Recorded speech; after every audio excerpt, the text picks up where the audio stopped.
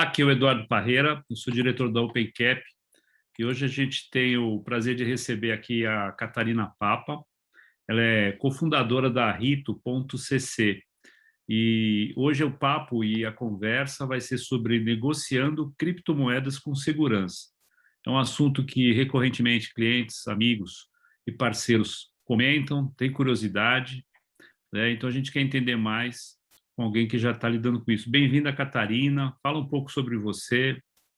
Oi, Eduardo. Pois é, um prazer, obrigada. E criptomoedas, né, na crista do falatório. Sim, a gente está trabalhando aí com experiências imersivas de aprendizagem já há 4 anos, e desenvolvendo para empresas, corporações, grandes projetos aí que levam a aprendizagem através da emoção, né, com estética, com entregas e taxonomia dentro desse contexto. E por estar envolvidas dentro desse universo da arte, a gente acabou se aproximando muito do contexto do blockchain, e com novas propostas aí de colocação de como que o mundo vai se desdobrar em função dessas novas tecnologias aí. Então, a gente também está inserida dentro desse mundo de criptomoedas e do contexto. E por eu vir do mercado financeiro, trabalhei muitos anos em corretora de mesa de operações mesmo, então o conhecimento também tem transpassado aí e unido esses dois mundos dentro desse lugar aí novo de ativos de investimento, né? Legal. Bom, a gente se conheceu justamente num evento educacional, onde você estava ensinando pessoas, executivos, empreendedores de todas as áreas e setores, né? E por mais experiência que empresários, empreendedores, até investidores têm, tudo isso é muito novidade. O teu perfil, a gente percebe que, sabe, facilita todos esses aspectos. Você tem o conhecimento, mas você também tem a capacidade didática de compartilhar isso, né? E nosso objetivo aqui é esse, a gente bater um papo e compartilhar um pouco desse conhecimento, né? E falar um pouco sobre esse mundo que é novidade, né? Bom, Sim. a gente vai disponibilizar esse material em mídias como o YouTube e depois pedaços também desse nosso bate-papo em outras mídias sociais, como Instagram e tal. E todo mundo que tiver interesse, ao final a gente deixa o teu contato, fica à vontade de aprofundar mais tudo isso, né? Aí eu queria começar te perguntando assim, né? O que são então as criptomoedas, né? E para quem elas servem? Elas servem a quem, né? Servem para mim? Servem para que tipo de profissional? Sim, falar de cripto, a gente tem que dar uns passos lá atrás, há 10, 12 anos, e entender que são ativos digitais que são negociáveis, e que a proposta, no começo, quando surgiu o primeiro desses, que foi o Bitcoin, foi logo depois da crise do subprime, e pessoas que não se revelam quem são, né, sob o pseudônimo aí de Satoshi Nakamoto, entenderam que o que poderia ser feito para trazer um pouco menos de inflação, de um contexto inflacionário, e o que poderia também ser feito para você transacionar valores peer-to-peer, de ponta a ponta, sem a necessidade de um intermediário, né? Então, as criptomoedas e o Bitcoin, ele se propôs no momento que se olhava para o mundo de uma forma mais especulativa, o que a gente pode fazer para realmente ter um outro ativo com uma outra proposta. E por conta de uma demanda de necessidade tecnológica, eles começaram a desenvolver a relação do blockchain, que a gente chama, que é como se fosse um livro-razão, que nesse livro-razão estão conectadas, estão grafadas todas as transações que acontecem entre P para o outro P, né, peer-to-peer. Aquilo é imutável, aquilo é exposto, é transparente, e aquilo gera um valor.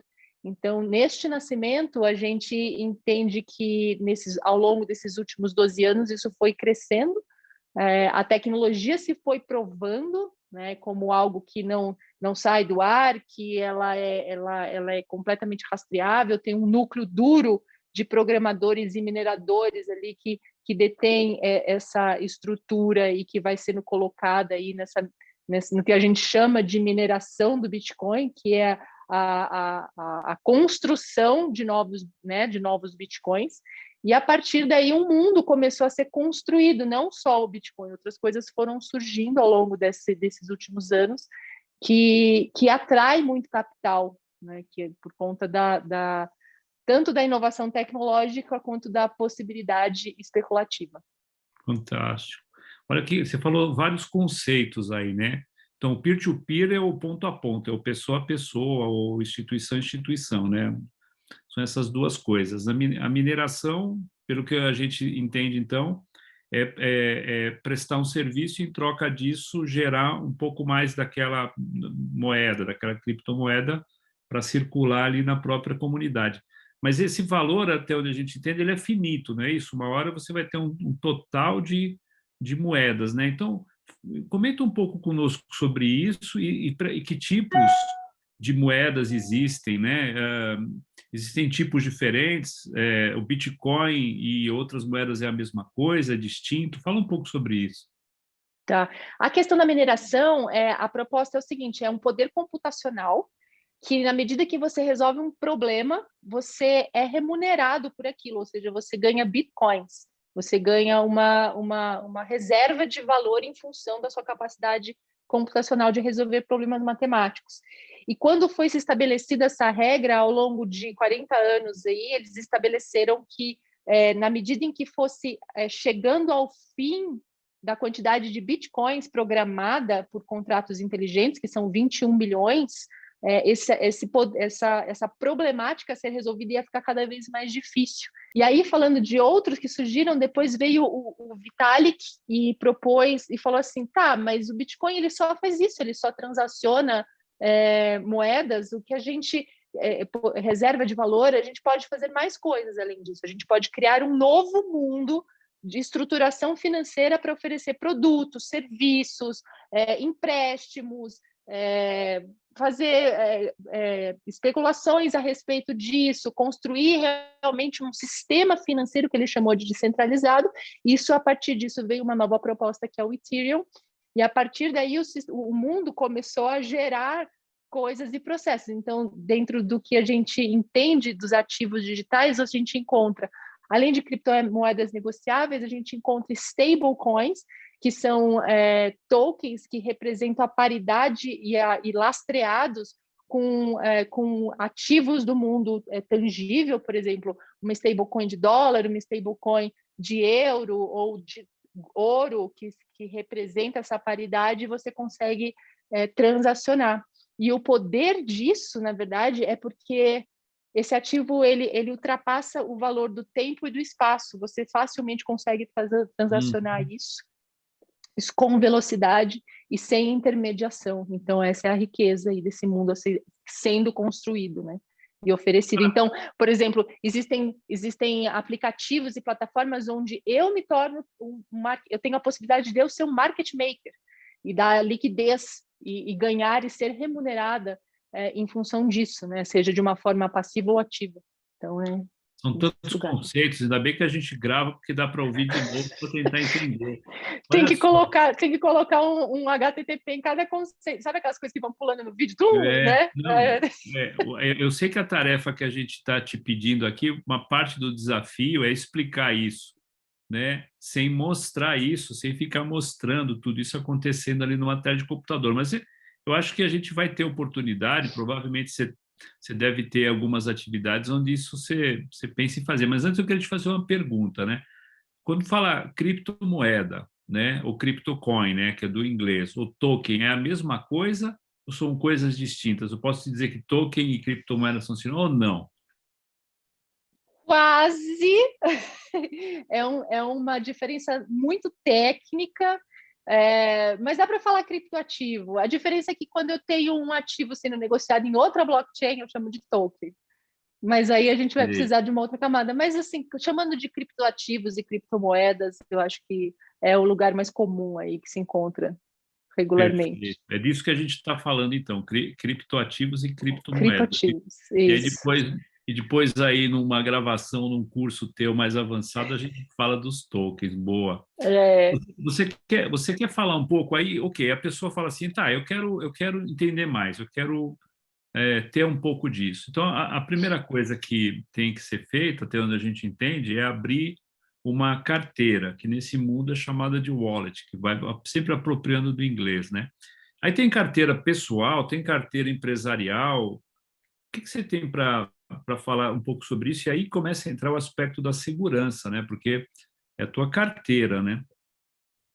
exato. Isso é uma das coisas mais interessantes, porque as pessoas normalmente chegam assim, mas é seguro transacionar bitcoins? Uhum, É seguro? O que que acontece? E isso vem muito de uma mentalidade que a gente está acostumado a terceirizar o poder e a alocação de custódia dos recursos financeiros que a gente tem. Né? Então a pergunta surge muito assim, mas está lá no meu banco comercial, que qualquer coisa eu ligo para o uhum, saque, eu tenho um gerente que me atende. Este mundo, quando a gente fala de segurança, tem alguns níveis. Então, a segurança tecnológica ela já foi provada ao longo de 12 anos. Por isso que ela está atraindo, hoje o market cap do Bitcoin, por exemplo, é US$ 1 trilhão. E de todas as outras criptomoedas, se somar juntos, isso já dá 2 trilhões. Então, é um volume muito grande que ao longo desses anos foram atraídos porque a segurança tecnológica não existe hacking, a questão dos computadores quânticos. Mas se vier, eu acho que precisa de um poder muito estruturado, porque como é descentralizado, se você tem 50% mais uma pessoa, um minerador ali que não aprova, você não consegue hackear, então é muito difícil. A força computacional que tem que ter para isso, ela é inquebrável.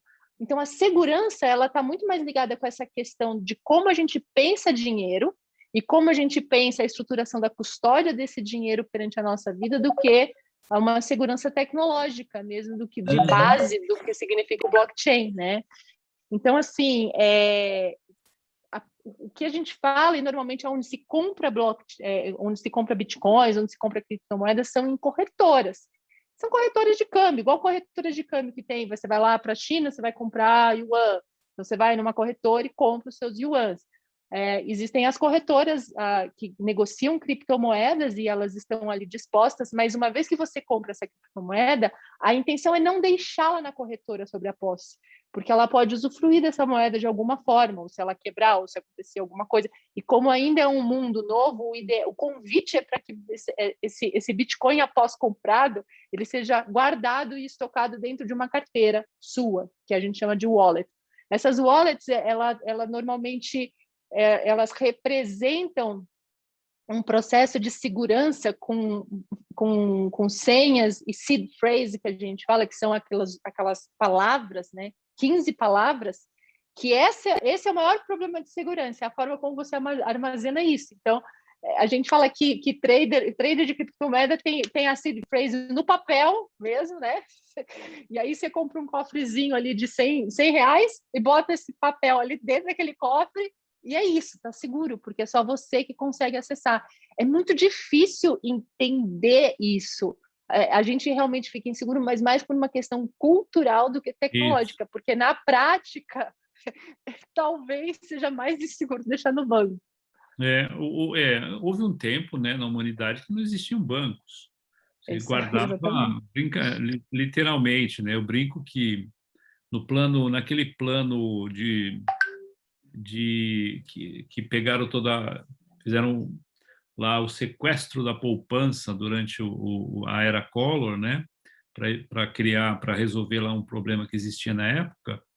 É, Meu pai, que é um português, ele literalmente guardava dinheiro em casa. E eu lembro que a inflação era altíssima. Na época, empresários pagavam só com a desvalorização ou os juros, né, de um mês, eles pagavam às vezes a folha salarial deles inteira, no negócio de hiperinflação que Sim, só quem sim. viveu sabe. Então, meu pai guardava nessa mesma época dinheiro assim em casa. Eu falava, pai, não faz isso. Quando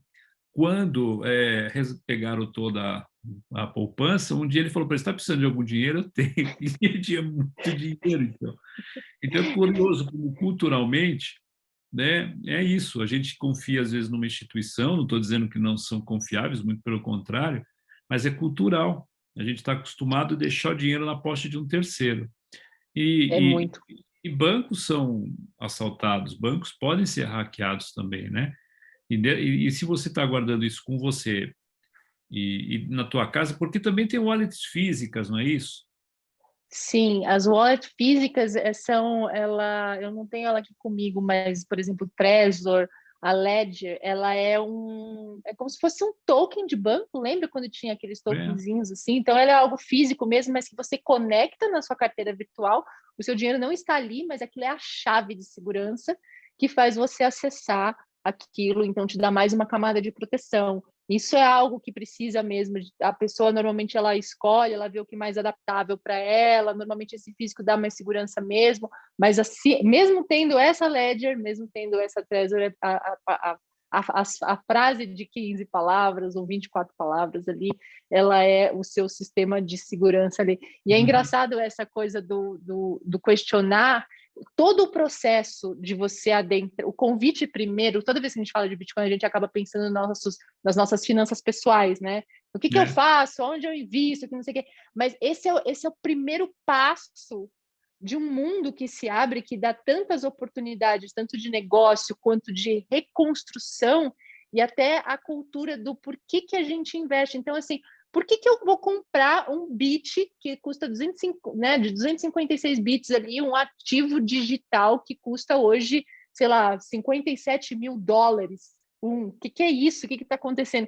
Aí eu pergunto assim, mas por que o seu dinheiro está em dólar? Por que o seu dinheiro está em... Assim, a filosofia do dinheiro confronta muita gente quando a gente começa a pensar nesse novo mundo. Então, esse gatilho que vem com as finanças pessoais, ele acaba convidando depois para uma série de outras formas de repensar a estrutura financeira do mundo, né? Não que vá acabar o tradicional, até porque existe a compensação dos dois sistemas, né? Uhum. Mas é um convite. Então, ó, até então, a gente entendeu que isso foi criado, a tecnologia, ela, de certa maneira, eu poderia dizer, até antiga e está amplamente aprovada e usada, e está em uso agora cada vez mais por mais camadas de negócios, né? Não só de quem trabalha só com tecnologia, mas de quem está se usando o blockchain, que é a tecnologia por trás das criptomoedas, para tudo, né?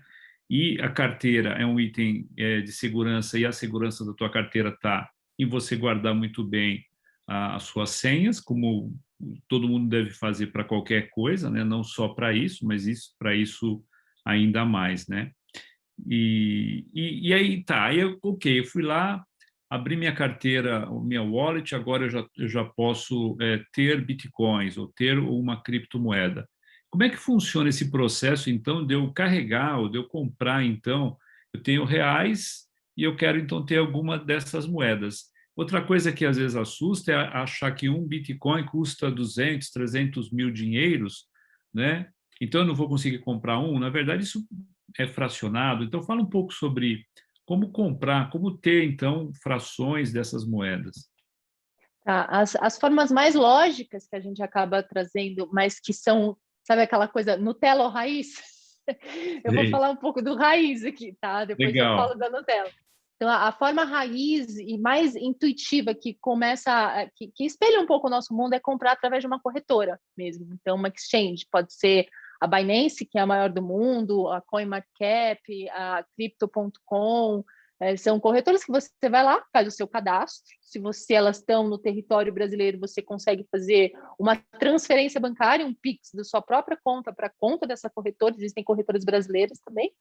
E você vai lá, você vai encontrar uma tela muito parecida com uma tela na minha época era o Mega Bolsa, não sei como chama hoje, da B3, mas é uma tela assim de negociação do ativo, então vai ter o par lá, Bitcoin versus BRL, Bitcoin versus USD, Bitcoin versus euro, e aí você vai lá e vai ver, cada Bitcoin custa $57 mil, mas você pode ir lá e comprar 0,0001 Bitcoin, faz a negociação, você pode colocar uma ordem a mercado, você pode tomar mercado no valor que está sendo vendido, e aquilo fica dentro da sua carteira, da sua exchange, da Binance. Então, você comprou, você olha lá, você tem 0,01 bitcoins em função desse real. E depois você pode vender isso também, mesma coisa, você vai lá no par, Fala, não, eu quero vender bitcoins para comprar Ethereum. Você vai lá e acha Bitcoin versus Ethereum também. Então, Tudo na ali numa mesma, tudo via tudo no exchange. mesmo lugar, tudo via exchange. Então, Legal. eu escutei que existe um outro token aqui, uma outra criptomoeda que chama ADA Cardano. Nossa, que legal, vou comprar, né? Sim, ok. Então, e funciona a estruturação dos tokens também. Normalmente, uma das que mais hoje são mais de 9 mil tokens que existem, né? E Uau! cada dia eu falo que eu tenho medo de dormir, porque toda vez que eu durmo, eu acordo, já tenho umas mensagens assim: você viu isso? Você viu isso? Assim, gente, não é É possível, não dá para muita dormir. coisa, né? É muita coisa surgindo, muita coisa nova. Então, assim, normalmente as grandes corretoras, tipo a Binance, elas têm pares com muita coisa. Você encontra facilmente ali. O ideal, depois de comprar, você pode levar para sua carteira. Ou você pode trazer uma forma muito tradicional também, raiz, que é fazer P2P, né? Fazer P2P. São vendedores. Você liga para uma pessoa quando tem um volume grande de dinheiro e ela faz a transação. São pessoas confiáveis, né, da rede e tal, que a gente conhece. E você manda o dinheiro para a carteira dela, para o banco, e ela manda o dinheiro para a sua wallet. Você dá para ela o caminho da sua wallet e ela Ah, manda ali os seus bitcoins. como é hoje em outras transações. Agora, deixa eu comentar uma coisa. Bom, a gente está aqui exemplificando e citando nomes de algumas empresas, obviamente, para exemplificar e para mostrar, para dar uma diferenciação. Nenhum de nós aqui nem está recomendando e nem é muito menos patrocinado por nenhuma Not delas, né? financial device. Exatamente. Nem recomendamos nada disso. É só um exemplo mesmo. Ou um exemplo pessoal, coisas que eventualmente nós utilizamos, né? E eventualmente nesse instante podemos estar satisfeitos ou não, né? Com relação a isso. Agora, uma dúvida que surge: eu estou usando uma exchange tal lá que eu gostei, achei ela amigável tal. Minha carteira, minha wallet, fica presa a essa exchange ou eu posso amanhã fazer compra, transação por outra? A minha carteira vincula-se a uma dessas ou não? Não, são transações rastreáveis. Você envia a transação. Você pode ter conta no Bradesco, no Itaú, você vai tendo conta, mas se você usa o Itaú para comprar um fundo ou depois o Bradesco para comprar outro fundo, metaforicamente, nesse universo, era como se esse fundo saísse dali, não ficasse sob a custódia deles e viesse para a sua carteira, mas você pode comprar onde você quiser. Então, ele Perfeito. vai vir para esse lugar. E isso que é legal, quando a gente começa a perceber isso, que o convite está feito. Muito Assim. mais, você tem muito mais independência, a princípio, liberdade de usar e atuar até a cada dia, a cada transação, com quem você achar mais interessante, em termos até de talvez de taxas ou outras facilidades, né? Mais simples de você entender, né? Sim, é um mundo, Eduardo, que ele é. Eu confesso que quando eu entrei e comecei a desbravar isso, eu ficava exausta, porque é muito difícil, você só depende de você para fazer aquilo, e se você erra, sabe? O problema é como se você chegasse num ambiente onde a internet acabou de ser lançada, no DOS, assim, estamos no DOS da internet, então ele é difícil. Mas, justamente porque ele é difícil, o risco e o retorno, né? A gente sabe essa equação. Então, assim, né, que vem, obviamente, daqui 5 anos vai ser muito mais user-friendly, vai ser muito mais amigável de se lidar nesse mundo. Hoje Uhum. ainda tem as dificuldades, mas o convite é esse. E aí, só para completar a parte Nutella é um pouco disso. Existem formas de comprar bitcoins hoje via ETF, que você vai lá na bolsa tradicional e você compra lá o ETF daquela o Bitcoin, outro lado o Ethereum. Tá surgindo muito isso, ou então fundos mesmo, mas precisa ficar a questão que eu acho que vale se pensar é como que eu vou conhecer esse novo mundo?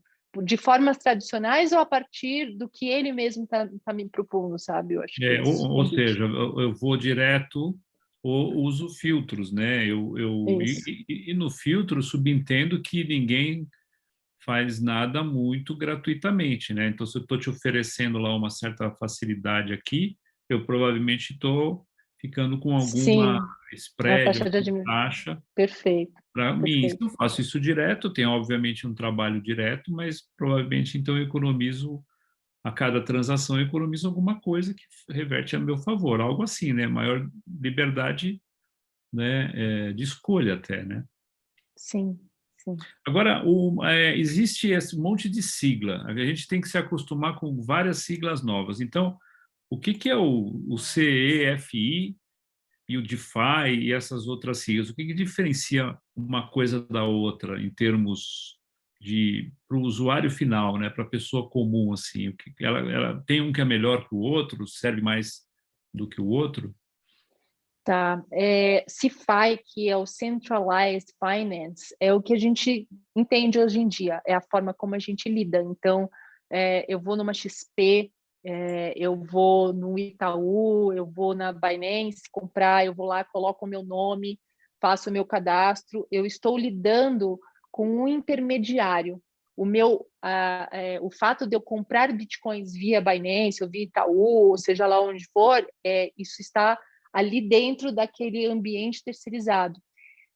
Quando surgiu o Ethereum e quando surgiu essa proposta de você negociar sem intermediários, a sigla, né, disso é o Decentralized Finance, é o DeFi, que tem surgido e tem sido até, e tem estado muito em voga por conta até da arte, do mercado da arte que está surgindo, dos tokens não fungíveis, que é outro capítulo à parte, Uau! mas as pessoas têm falado sobre isso. Então, no DeFi, você não tem um centralizador, um terceiro, um intermediário, você compra direto do blockchain. E se você dá e provê liquidez e você quer deixar o dinheiro, o Bitcoin que você comprou ali como empréstimo colateral, você vai deixar num pool direto, cravado no blockchain. Ou seja, isso eu sei que fica meio etéreo isso, né? Não fica muito palpável, mas é como se quando você vai usufruir de uma interface do YouTube, por exemplo, o seu vídeo está dentro do YouTube, o YouTube coloca regras para você. Se ele não gostar do que a gente falar aqui, ele vai, acabou, isso é contra as nossas políticas. Então, a gente acaba estando intermediada por um terceiro.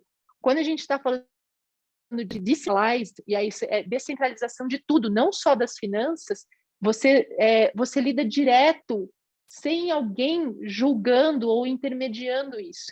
Então, eu vou comprar bitcoins do Eduardo, que você tem aí, sem precisar passar por uma corretora, né? Sem precisar nesse lugar. Então, é uma escadinha, né? Então, primeiro a gente encontra um ambiente similar, descentralizado, ali que você faz o seu KYC, você vai fazer o Know Your Customer ali, falar para a Binance quem é você, depois você vai mergulhando e percebendo a profundidade de coisas que podem acontecer. E aí, assim, é um mergulho, é uma inovação tecnológica que ela as pessoas às vezes ficam com dúvida, mas isso é obscuro, é inseguro. Pelo contrário, tá tudo exposto.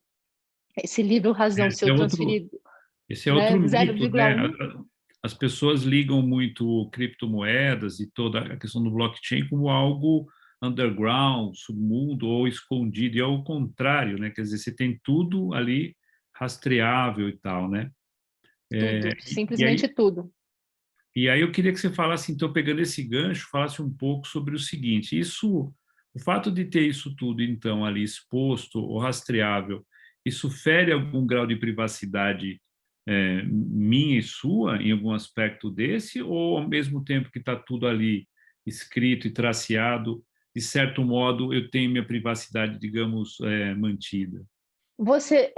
Essa experiência é muito legal. Quando você está navegando pelas finanças descentralizadas, a Catarina não é a Catarina que mora no Brasil e que tem o CPF XPTO.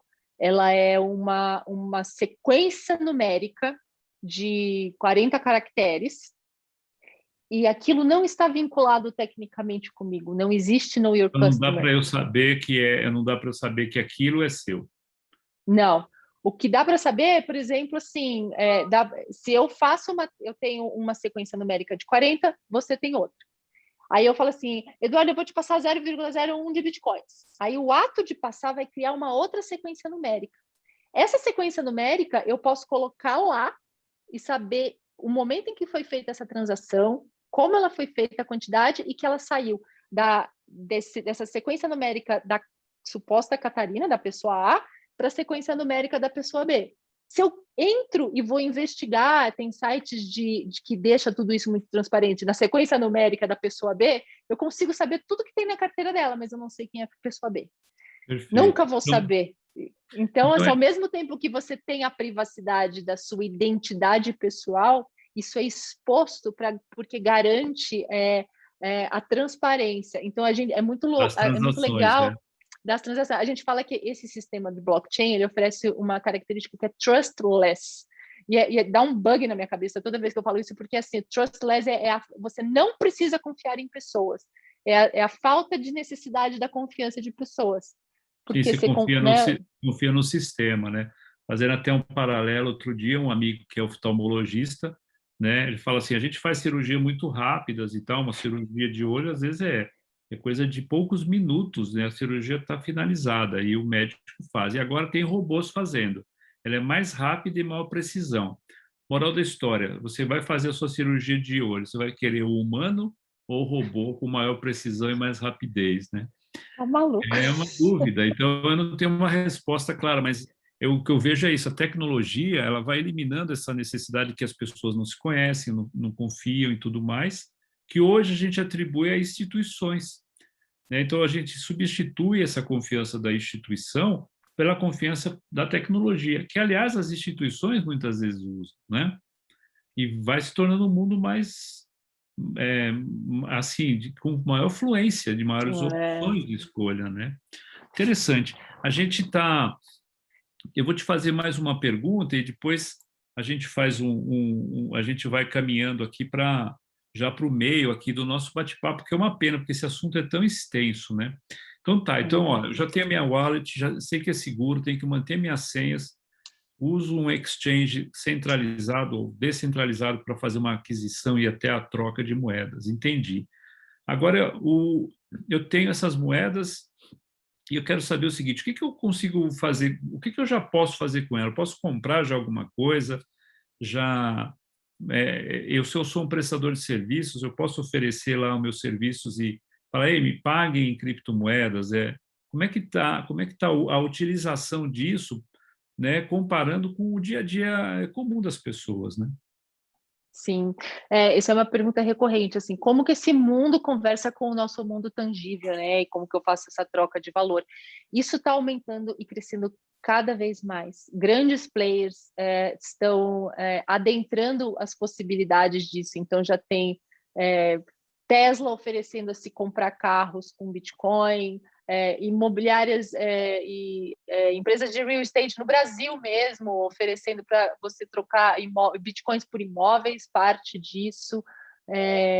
Existem bancos digitais onde você tem os dois cartões, né? O Alter Bank, por exemplo, você faz ali, é tipo um Neon, né? Que você entra, faz o seu cadastro e você tem tanto cartão de crédito quanto em Bitcoin, que você usa em Bitcoin, quanto cartão de crédito em reais.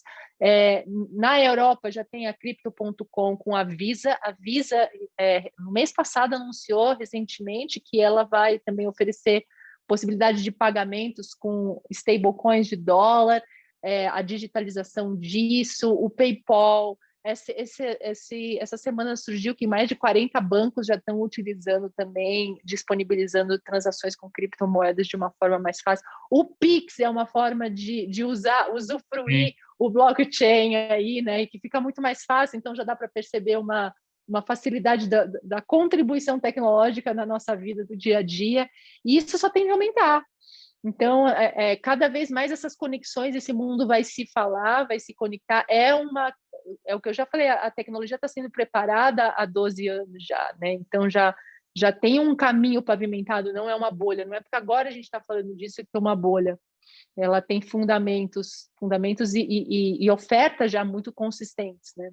Você quer dar algum exemplo? Você quer falar alguma coisa aí com relação à segurança, desde que moedas escolher e que tipo de carteira ou exchange? Você tem algum exemplo que você queira comentar ou falar para a gente dar uma fechada aí nesse bloco sobre as exchanges e onde poder comprar? Você já exemplificou vários lugares, né? E eu entendo que cada vez vão ter mais lugares à disposição para você gastar suas criptos e transacionar em cripto, né? Mas a pergunta é, se eu sou um profissional, como um profissional da área de saúde, ou se eu sou um profissional de prestação de serviços, eu posso, uma vez que eu abrir a minha carteira, eu já posso oferecer esses meus serviços para serem pagos em criptomoeda? Com certeza, deve. Faria isso muito rapidamente. Existem plataformas por exemplo, na Binance, você pode cadastrar o seu CNPJ e ter uma conta corporativa ali, então isso fica legalmente alinhado com as finanças e a legislação aí de uma comum. Ou você pode também, tem plataformas tipo a Crypto.com que você cadastra ou PayPal mesmo, você cadastra o seu serviço e aí você pode liberar um link, se você for um prestador de serviço digital, ou se você for um autônomo, um médico, alguma coisa assim, você pode dar aquele endereço para a pessoa para depositar as criptomoedas ali e fazer essas transações.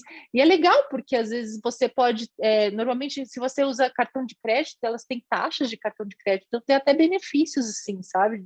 Do ato da transação não ter custo, isso pode ser até pensado num sistema de oferta para o seu cliente ali também, né? De como que você recebe, como que você paga, né? Você Interessante. administrar, fazer um planejamento tributário disso também.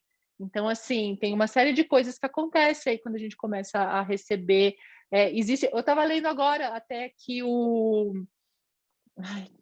quem que foi que eu li agora? Eu acabei de ler que alguém estava fazendo um caixa de 7 bilhões de dólares em Bitcoin, então as grandes Uau. empresas, a Amazon, isso, exatamente. Então, eles estão trazendo, é normal você levar isso para as tesourarias e para os negócios, e para os grandes negócios também, você entender como que você negocia via Bitcoin. Uhum. Agora, imagina o E, seguinte, a pessoa foi ali, criou sua carteira, é um profissional autônomo, e aí ele quis fazer como uma experiência, ele falou, eu vou recebendo e deixa isso aí. Um belo dia ele vai ali, ao mesmo tempo aquelas moedas, criptomoedas, que tinham um valor quando ele começou a receber, passaram-se alguns meses, ele deixou aquilo ali meio parado na wallet dele, agora ele tem mais criptomoedas que ele andou recebendo de prestar serviços, e ao mesmo tempo, esse valor valorizou. Agora, aquele valor que ele, quando ele recebeu lá, era um valor, digamos, em reais. Agora vale muito mais. Aí ele começa a olhar para aquilo como um investimento, né? E aí surge a seguinte dúvida: nossa, eu não entendo muito de investimentos. O que já tem algum profissional que pode orientar isso, que pode, digamos, vender algum serviço, até dar dicas sobre o que fazer então com isso na hora que ele perceber que isso pode ser um investimento também? sim, sim. Quando a gente olha para as criptomoedas nesse lugar de transações comerciais, de serviços, a gente está olhando para elas como reserva de valor, né? Como algo que tem valor e que eu posso facilmente transacionar. Mas como isso são ativos que só tem 12 anos aí de existência, a especulação em cima disso é muito grande e, consequentemente, a volatilidade. Então, o Bitcoin no último ano ele valorizou mais de 1000%. Uau! E se você olha, dependendo do momento que só que ele tem os altos e os baixos, né? Porque tudo que sobe É. cai, né? E na economia a gente fala que as coisas sobem caindo, né? Então é por isso que você sobe caindo, sobe caindo. Então, dependendo do momento, você pode olhar na sua carteira e ter metade daquilo também, mas depois você pode ter mais. Então, existem algumas formas, em primeiro lugar, respondendo de uma forma prática, para você também olhar para essa volatilidade a seu favor, né, e construir um hedge a seu favor, se você está recebendo em bitcoins, e entender como que você gere esse portfólio, ou você literalmente pega essa volatilidade e usufrui dela como um aumento de patrimônio, e aí você precisa de uma gestão em relação a um portfólio manager, como que você vai orientar, quais são os tokens a se comprar, quais são as especulações do momento, porque esse mundo que está sendo construído, e esses 9 mil tokens, enfim, alguns são besteira, alguns são meme, né? Alguns são cassino, mas tem alguns de tecnologia que você realmente está investindo e comprando um token de utilidade, que a gente chama. Então, você tem poder de governança sobre aquela tecnologia. Eu associo muito à época quando começou as bolsas a fomentar mais os serviços, eu lembro que meu pai me falava que ele era sócio da Telesp. Então, para a gente ter um telefone, a gente precisava ser sócio da Telesp, literalmente, né? E aí você tinha o direito de fazer uma linha. Então, o raciocínio é um pouco parecido. Quando eu estou comprando alguns tokens da primeira camada do Bitcoin ou da segunda camada, eu estou ganhando o direito de construir coisas em cima daquele Bitcoin. Então, é por isso que, se a gente entende que uma tese de investimento é o crescimento e o fomento dessa tecnologia, investir nisso também é uma forma de você olhar para isso de forma especulativa. Então, aí a sugestão é procurar alguém que ajude a você a montar um portfólio, dependendo de uma tese de investimento, dependendo da sua carteira, dependendo do nível de risco, são essas coisas, né? E esses profissionais, eu sei porque eu já andei procurando, embora existam, eles são raros, porque ele tem que conseguir conciliar esses aspectos que a gente falava no início do nosso bate-papo, né? A pessoa tem que ter um conhecimento de tecnologia, eu diria até profundo, para entender os aspectos de segurança, o que fazer, o que não fazer, que cuidados ter e tomar, né? E as pessoas hoje usam tecnologia, mas muitas vezes não usam de maneira segura, né? Não tomam cuidados básicos, Sim, né? O que você outro dia comentava num outro bate-papo que tínhamos. Tem gente que a senha são 2, 3 letrinhas e 2, 3 números de aniversário de alguém, né? Isso não é uma senha muito segura. Então, o profissional que faz essa orientação entende que o perfil dele é um perfil que entenda de segurança, de tecnologia e do mercado de capitais, né? Mesmo tradicional. E sim, aí, com o upside, aí com uma evolução disso para esse mercado novo que é o de cripto, né? E também entendo que é o sim. teu perfil. É por isso que a gente está aqui batendo um papo com a Catarina Papa, que é especialista em segurança de criptomoedas e de criptomoedas em geral, não é isso? Sim, é uma multitask aí, né, que a gente fala, que vem a questão do entendimento, claro, de micro e macroeconomia, porque isso sim influencia, estamos todos conectados, olhar para isso como um ativo de proteção de inflação, né, porque o Bitcoin tem isso também, tem muita procura em função de proteção de inflação, então ele precisa desse cenário macroeconômico para se ressurgir, entender da tecnologia e entender dos mecanismos de operação também que acontecem de compra e venda de especulativa, né? Porque as oscilações elas são absurdas. Eu lembro que no começo eu olhava e falava assim, tipo, nossa, subiu 7% para você conseguir isso na Bovespa, seja na BMF, né, na época de futuros, assim, você tava, nossa, você pegou, você fez direito, né? Agora, não, aqui não, é completamente diferente o raciocínio, por conta de ser um trade específico, também existem muitas das grandes instituições, os grandes compradores, eles usam de trades com robôs. Então, tem todo um universo que se cria e se adiciona valor nas horas de você Os olhar como robôs aí ativo que você especulativo. comenta são softwares, né? É uma coisa automação, não é o robô físico, é um software que fica trabalhando por você e para você, não é isso? É um software que faz que você planeja setups e que você consegue estruturar em função da sua tese de investimento operações de especulação de compra e venda, seja ela como scalping, seja ela como day trade, como portfólio trader de futuro, né, de você se posicionar. Então, é possível fazer isso de uma forma mecânica também a seu favor, fazendo principalmente dando segurança de manejo de risco. Então, isso é muito interessante. Outro dia eu estava participando de um bate-papo, né, que é em mídias sociais. Eu me lembro que uma delas, essa que até agora é recente, que é o Clubhouse, e agora está se abrindo para outras plataformas. Você não precisa mais ser dono só de uma marca específica de celular. Você, a partir de provavelmente esse mês, o próximo, outros vão ter acesso. É curioso, porque ali estava entrando gente que é trader do mercado tradicional, trader há muitos anos, querendo entender, querendo começar nesse mundo aí que você está falando. E eu percebo no teu perfil que você tanto pode auxiliar o básico, alguém que, nossa, né, eu não sou trader, eu não faço isso e tal, mas eu quero começar a fazer alguma coisa, quero ter moedas, eu quero receber em moedas e tal, né?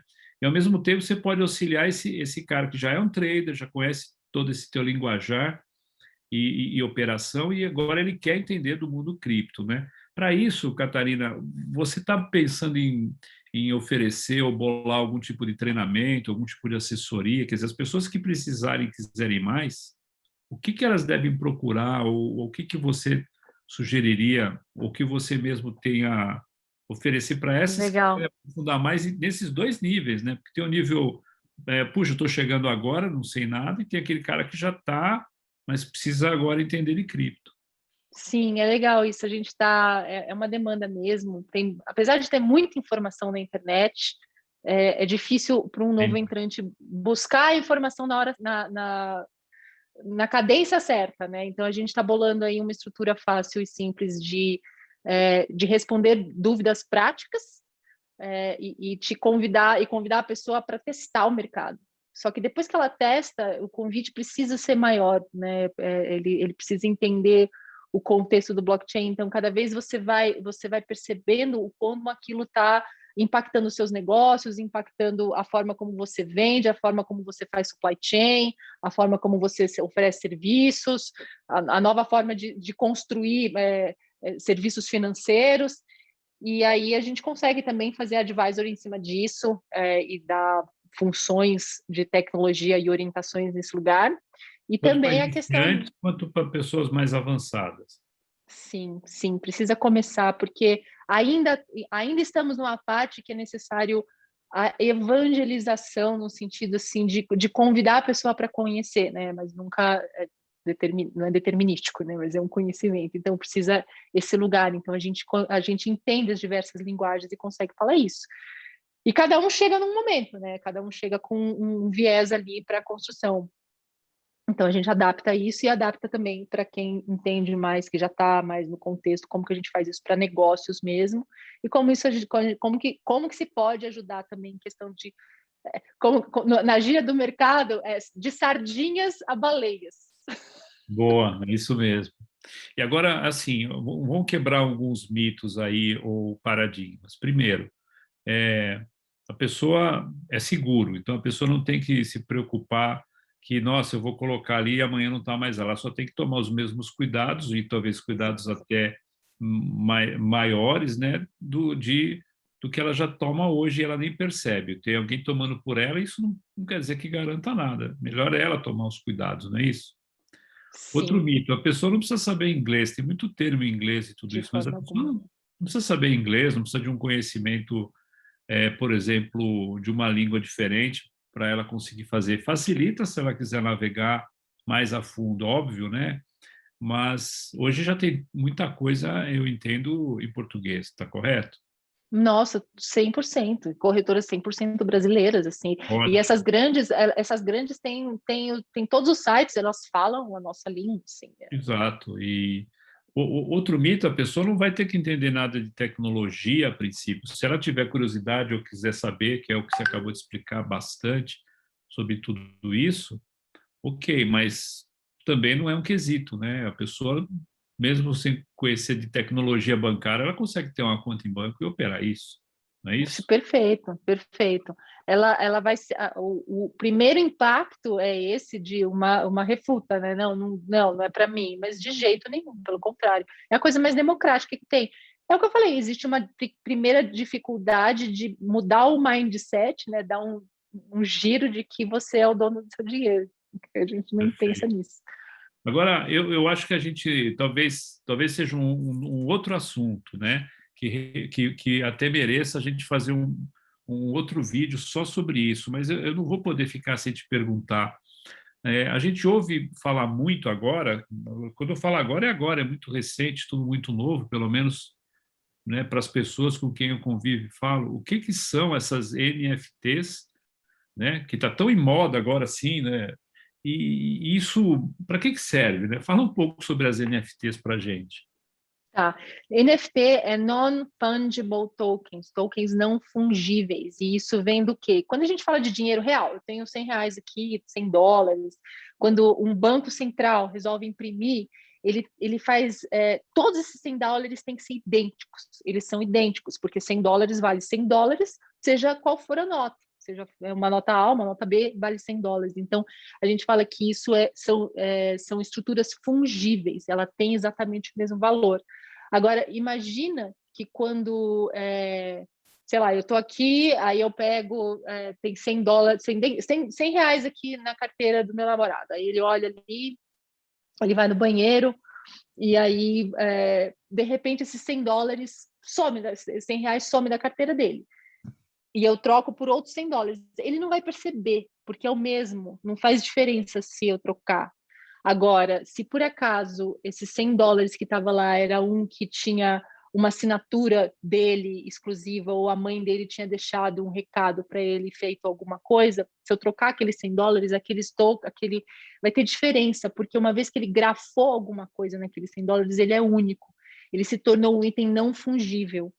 Se eu tirar aquilo da carteira dele, ele vai saber que aquilo ali foi trocado, porque aqueles US$ 100 ele era exclusivo, porque tinha algo que era exclusivo ali. Então, quando a gente olha para objetos de arte, quando a gente olha para itens de colecionáveis, a gente já faz isso no mercado tradicional. Toda vez que a gente pega uma obra de arte e dá o valor dela ali e registra aquela obra como oficial, ou uma bolsa, ela tem o código dela, a Montblanc, ela vem com o código específico dela, então aquilo ali é porque já é um item exclusivo, é a 777ª Montblanc feita daquela coleção, não sei o quê. Então você já está dando uma grafia de que ela tem exclusividade. O blockchain, ele permite que a gente dê exclusividade para qualquer coisa. E isso democratiza. Então, eu posso pegar esse fone e falar que ele é único. Ou eu posso pegar esse pedaço de papel ou um pedaço desse vídeo que a gente está falando, a gente grafa ele e faz um contrato exclusivo falando que esse é o oficial. Então, quando a gente olha para a possibilidade de cunhar, que é o que a gente fala, você faz um mint, você cunha um objeto específico, seja ele tangível, seja ele digital, e coloca um contrato com o número e fala que aquilo é exclusivo, você consegue transacionar e dar valor único, de unicidade para ele. Isso está acontecendo e começando a dar uma explosão no mundo das artes, as pessoas, tanto em quadros, negociando, artes digitais, sejam elas ou não, mas a beleza disso também se dá quando a gente pensa nas pequenas coisas. Então, imagina ingressos que você compra de um show serem tokens não fungíveis. Você vai, ao invés de você comprar um ingresso, você compra um ingresso que é um token grafado não fungível. Aquele ingresso é único, não existe mais forma de você ter as pessoas vendendo ele legalmente, né? Então, tudo é possível dentro de uma construção de uma fábrica, num supply chain, você consegue rastrear e ter uma rastreabilidade muito grande desses, tudo pode ser grafado. Então, a possibilidade disso para o mundo real também é muito grande. Tudo isso ainda está começando, quer dizer, tem bastante o que explorar, o que desenvolver, fazer ainda no mundo das NFTs, é isso, Catarina? Exato, muita coisa surgindo nesse sentido, vale Um explorar. um cripto passarinho azul me contou que você está para lançar aí em breve um grande projeto e negócio ligado a NFTs, né? Então eu queria deixar aberto aqui um espaço para a gente voltar e depois você falar, quando você puder falar disso, Sim, sim, né? a gente está envolvida em algumas plataformas. E aí você, por favor, né, compartilha mais essa oportunidade de conhecimento conosco aí das NFTs, porque eu entendo que você pode dar uma certificação às coisas, elas passam a ter, Perfeito. né, uma certificação, aquilo de fato é do fulano, ou de fato isso aqui é o oficial, né, você está certificado, então abre-se um mundo novo. Eu vi uma reportagem recente que até parece que o MEC vai começar a solicitar que diplomas estejam com uma certificação NFT para poder encaminhar. Você vai usar no começo de carreira, você vai usar e vai encaminhar o seu diploma ali para os seus empregos e no seu currículo, né? Então, olha o espaço, olha as oportunidades que essa tecnologia, que até onde eu estou entendendo aqui, se não for, me corrige, né? Você vai subindo camadas do blockchain. Então, isso é mais uma coisa que o blockchain está permitindo, não é isso? É uma oferta que você dá a partir das características do blockchain. Sim, o MEC fez isso. Ele vai até o final do ano exigir que todas as universidades tenham os diplomas de todos cunhados e grafados. Isso é muito mais fácil para você rastrear, para você comprovar que aquela pessoa realmente se formou naquela universidade, para ser comprobatório para outra jurisdição, enfim. Então, coisas assim nesse sentido. É.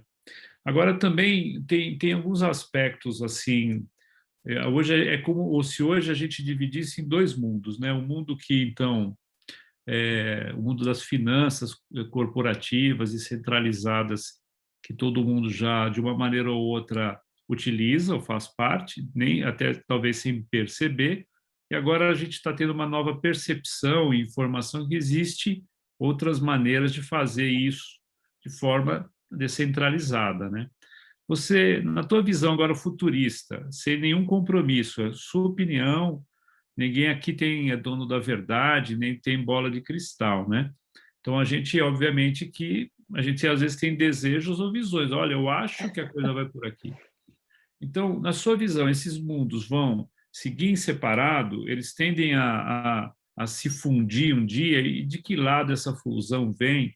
Porque isso também vai auxiliar as pessoas a tentarem buscar, ok, onde eu me encaixo nisso tudo que vem, que está acontecendo agora, né? Como isso vai me afetar amanhã? Então, eu preciso realmente ter uma wallet agora ou não preciso? Isso vai me afetar? Que vantagens eu tenho de entrar nisso? E aí, até antecipando um pouco da tua pergunta, é assim, existem ondas, né? A tecnologia traz ondas. Então, às vezes, a onda passou e você não surfou nela. E, às vezes, ela te levou, por exemplo, os celulares no início era uma onda. Muita gente foi trabalhar com mobilidade a partir daí, surgiram as empresas, outras empresas deixaram de existir. Teve gente que surfou essa onda. E hoje todo mundo tem um celular, ou às vezes mais que um, né? Casas não têm mais telefones como seu pai e todos, né? No passado tinham telefones em todos os lugares, hoje é celular para todo lado. Tá, então isso é uma onda, isso é uma marolinha, é uma onda, isso é um tsunami, veio para ficar. Esses mundos aí, eles vão conviver separados, vão se fundir. Eu queria ouvir um pouco da sua opinião, livre, né, descompromissada, até porque a gente não sabe a verdade, né, não sabe o que vai ser lá na frente. Sim, sim. Você sabe, tem um dado da Singularity University, que é a universidade da NASA, né, que apoia a questão de futurismo de impacto. Ela fala que uma tecnologia, desde quando ela é feita, ela demora de 20 a 30 anos para ela ser democratizada. Então, por exemplo, a realidade aumentada foi algo que começou a surgir nos anos 60, 70. E a gente viu um boom de explosão de realidade aumentada só agora com Pokémon Go. Pokémon Go, que virou um jogo, uma febre, virou isso. Por quê? Porque você precisa, ao longo dessa curva tecnológica, adicionar valor, não só de software, mas de hardware, e não só de hardware, mas de cultura. As pessoas precisam se ambientar para aquilo. Então, assim, para mim é muito, assim, a comparação. Eu lembro que uma vez eu estava morando nos Estados Unidos e era 1998, né? Aí uma amiga e falou assim: oh, você viu que surgiu um negócio lá para fazer e-mail, hotmail, não sei o que, vamos fazer um e-mail? Aí eu falei assim, mas para que serve isso? Eu vou conversar com você por quê? Né? Naquela época a gente ninguém tinha computador em casa, não existia muito isso fácil. Eu estava dentro de uma universidade, por isso eu tinha acesso a computador. Aí ela virou para mim e respondeu assim, tipo, vamos fazer, a gente não sabe, mas tem que fazer. Então, eu acho que é um pouco disso, assim. A gente ainda não sabia naquela época que ia surgir as possibilidades tecnológicas do dedo fazer assim, todas as formas transacionais. A gente nunca imaginou que a gente ia poder enviar fotos por e-mail, arquivos por e-mail. Naquela época não existia Adobe, não existia nada disso. Então, uma vez que a tecnologia vai surgindo, vai ser fomentada muitas coisas. O caminho do que se encontra hoje nas finanças descentralizadas, no mundo descentralizado, O market cap disso, ao longo desses últimos 2 anos, é 2 trilhões.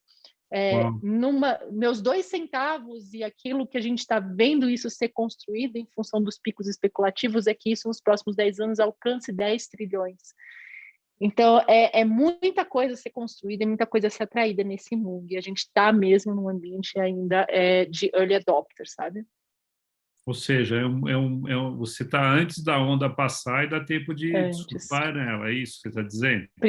Precisa conhecer, e é o skin the game, assim, eu senti na pele, sabe? Nem que seja com uns R$100, assim, de Bitcoin. É isso mesmo.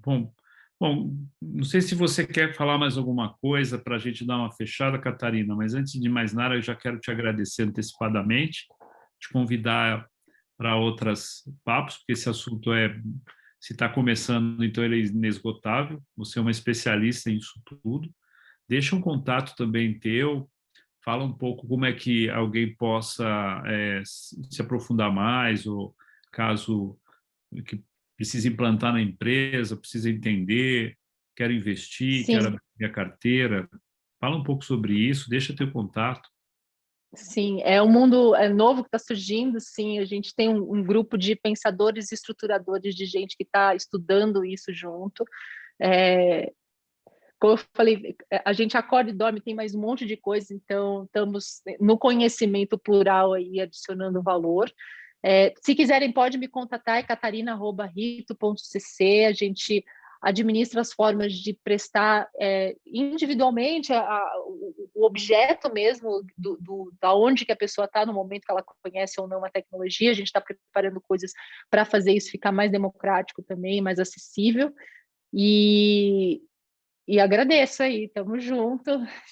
É bem exciting esse mundo, assim, é bem interessante. É mesmo.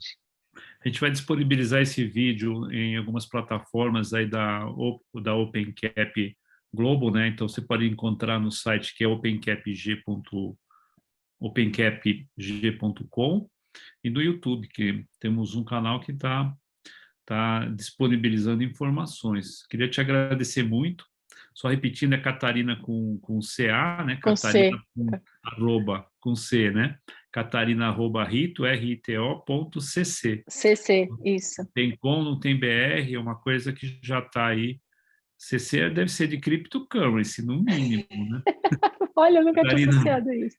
muito obrigado. Foi um prazer estar com você aqui. Até a próxima. Até mais, obrigada. Obrigada eu. Tchau.